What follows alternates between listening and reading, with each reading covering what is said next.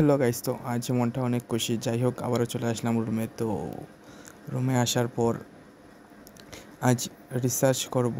তো T shirt branding বা T shirt নিয়ে আজ রিসার্চ করব, যেহেতু আমি একটি বিজনেসের কথা চিন্তা করছি। তো যাই হোক, বিজনেসটি কীভাবে শুরু করতে হয় তা তো আমি ঠিকমতো জানি না। তো আস্তে আস্তে শুরু করব। তো দেখা যাক, এটি নিয়ে একটু রিসার্চ করা যাক। তো গুগলে চলে আসলাম। তো গুগলে আসার পর তো অ্যামাজনে চলে গেলাম। তো অ্যামাজনে যে যতই বিজনেস করেন না কেন, ধরেন বিজনেস স্টোর করেন না কেন, তো আপনাকে সেখানে মূল ফ্যাক্ট, তো সেখানে সেটিং অথবা অ্যামাজনের বিভিন্ন নিয়মস রুলস জানতে হবে।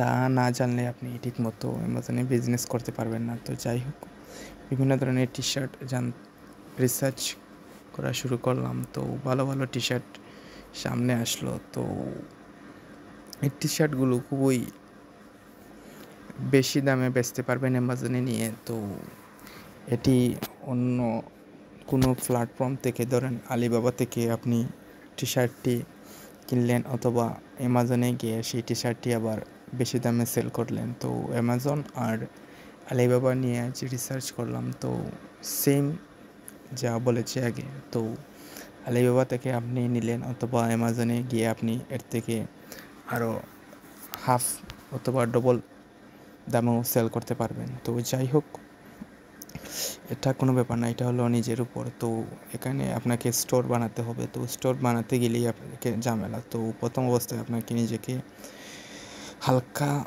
পরিমাণ টাকা ইনভেস্ট করতে হবে, কারণ যে কোনো ব্যবসায় হালকা পরিমাণ টাকা ইনভেস্ট না করতে পারলে আপনি সেই ব্যবসা দাঁড় করাতে পারবেন না। তো যাই হোক, এটা নিয়ে একটু চিন্তার বিষয় আছে। তো দেখা যাক এটা নিয়ে কী করতে পারি। তো বিভিন্ন ধরনের ব্যবসা করতে হলে আগে নিজেরও অভিজ্ঞতা জানতে হবে। তো সামনে আরও অভিজ্ঞতা অর্জন করতে হবে। তো লাইক, কমেন্ট অ্যান্ড সাবস্ক্রাইব করবেন।